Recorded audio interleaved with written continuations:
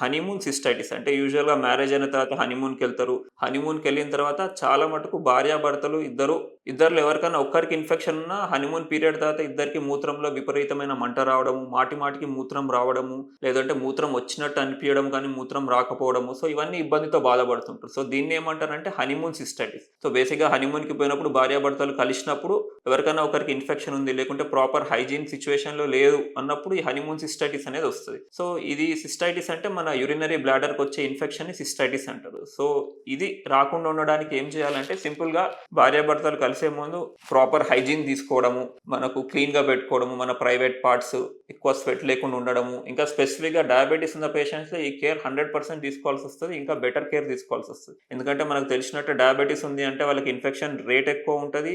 బాడీలో sugar content ఎక్కువ ఉంటది కాబట్టి బాక్టీరియల్ గ్రోత్ ఉంటది. సో, డెఫినిట్‌గా వాళ్ళు కేర్ కూడా ఎక్కువ తీసుకోవాల్సొస్తది. సో, మీకు కనుక హనీమూన్ సిస్టైటిస్ వచ్చిందంటే మీకు దగ్గరలో ఉన్న డాక్టర్ దగ్గరికెళ్తే సింపుల్‌గా యూరిన్ ఎగ్జామినేషన్ చెప్తారండి. దాంతో పాటు అవసరం ఒకవేళ అందులో ఏమైనా పస్ సెల్స్ కనుక పాజిటివ్ ఉన్నాయి అనుకుంటే కల్చర్ అడ్వైస్ చేస్తారు. సో, ఇలా ఉన్నప్పుడు మనకేమైనా కల్చర్ ఆర్గానిజం పాజిటివ్ వచ్చిందంటే దానికి స్పెసిఫిక్‌గా యాంటీబయోటిక్స్ ఇస్తే ఈ మూత్రపిండం ఇన్ఫెక్షన్ అనేది లాంగ్ టర్మ్ రాకుండా ఉండడానికి వీలవుతది.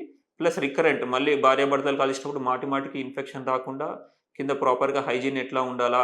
ఇన్ఫెక్షన్ రాకుండా ఏం కేర్ తీసుకోవాలా? ఇవన్నీ కూడా మీ డాక్టర్‌ని అడిగితే వాళ్ళు మీకు క్లియర్‌గా ఎక్స్‌ప్లెయిన్ చేస్తారు.